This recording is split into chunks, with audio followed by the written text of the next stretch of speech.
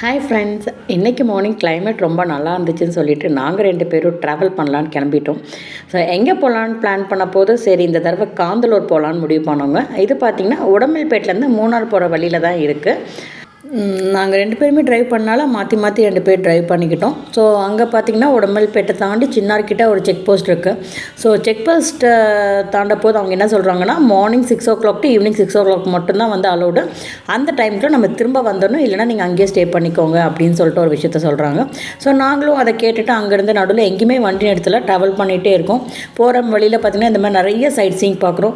இப்போ நீங்கள் பார்க்குறது பார்த்திங்கன்னா அங்கே ஒரு வாட்டர் ஃபால்ஸ். இந்த வாட்டர் ஃபால்ஸுக்கு பார்த்திங்கன்னா என்ட்ரி டிக்கெட் வந்து 300 rupees பர் பர்சன்.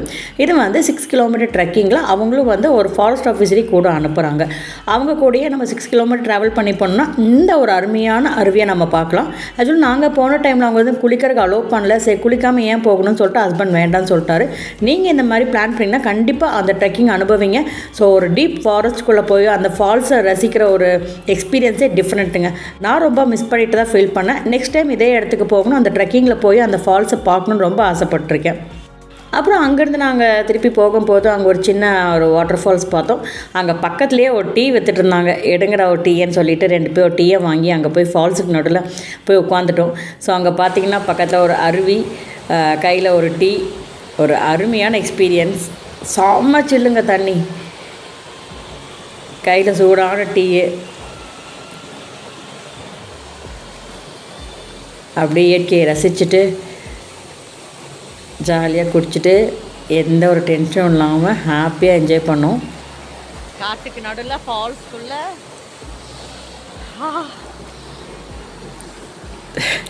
அவ்வளோ ஒரு சில்லுங்க, நல்லா இருந்துச்சு. சூடாக டீயை குடிச்சிட்டு அப்புறம் திருப்பியும் நெக்ஸ்ட்டு பிளேஸ் பார்க்குறக்கு அங்கேருந்து கிளம்பிட்டோம். அங்கேருந்து பார்த்திங்கன்னா கொஞ்சம் தூரத்தில் வந்துட்டு நாங்கள் என்ட்ரி ஆகிட்டோம், காந்தலூர் என்ட்ரி ஆகிட்டோம். அங்கே பார்த்திங்கன்னா அனகோடா பார்க்குன்னு சொல்லிட்டு ஒரு இடம். அங்கே வந்து வெறும் பாறைகள், அப்புறம் இந்த மாதிரி ஒரு சின்ன இடத்துல ஒரு ட்ரெக்கிங் போகிற மாதிரி ஒரு சின்ன ஃபாரஸ்ட் இருக்குதுங்க. இது சேஃப் தான், அனிமல்ஸ்லாம் எதுவும் இருக்காது. அங்கே பார்த்திங்கன்னா ஒரு 3000-4000 இயர்ஸ்க்கு முன்னாடி மனுஷங்களை வந்து இந்த பாறைக்குள்ளே வச்சு புதைக்கிற ஒரு இது ஃபாலோ பண்ணிட்டு இருந்திருக்காங்க. அங்கங்கே பார்த்திங்கன்னா இந்த மாதிரி குழிகளாக பாறைக்குள்ளே குழிகளாக இருந்துச்சு. அதெல்லாம் பார்த்துட்டு அங்கே சில ஃபோட்டோஸ் எல்லாம் எடுத்துகிட்டு அங்கேருந்து கிளம்பிட்டோம். நாங்கள் நெக்ஸ்ட்டு நாங்கள் போன இடம் பார்த்திங்கன்னா ஒரு இன்னொரு ஃபால்ஸு காந்தலூர்லேயே பார்த்திங்கன்னா அதுவும் வந்து கொஞ்சம் தூரம் நாங்கள் ஓன் வெஹிக்கிளில் போனனால இறங்கி கொஞ்சம் தூரம் கீழே டீப் ஃபாரஸ்ட்டில் இறங்கி போகிற மாதிரி இருந்துச்சு. சேஃப் தாங்க, நிறைய பேர் நடந்து போயிட்டு வந்துட்டுமா இருக்காங்க. தண்ணி இங்கேயும் ரொம்ப சில்லுங்க, காலே வைக்க முடியல. நான் குளிக்கவே மாட்டேன்னு சொல்லிவிட்டேன். ஹஸ்பண்டுக்கு தண்ணியை பார்த்தோன்னா அவரால் இருக்க முடியல. ஸோ அவர் மட்டும் குளிக்கிறேன்னு சொல்லிட்டு போய் குளிக்க போயிட்டார். அந்த இடத்துக்கு போகிறதுக்கு கொஞ்சம் ஒரு இடத்த கிராஸ் பண்ணுற மாதிரி இருந்துச்சு. எனக்கு ஃபஸ்ட்டு அங்கே பார்த்தீங்கன்னா அந்த பலகை மேலே நடக்கிறதுக்கு பயமாக இருந்துச்சு. அதனால் கீழேயே அந்த கட்டையை பிடிச்சி நடந்து போயிட்டேன். பட் ரிட்டர்ன் வரப்போது ஒரு எக்ஸைட்மெண்ட் தான், நடந்து தான் பார்ப்போமே அப்படின்னு சொல்லிட்டு ட்ரை பண்ணேன். கொஞ்சம் பயமாக இருந்துச்சு, பட் இருந்தாலும் சேஃபாக வந்துட்டேன்.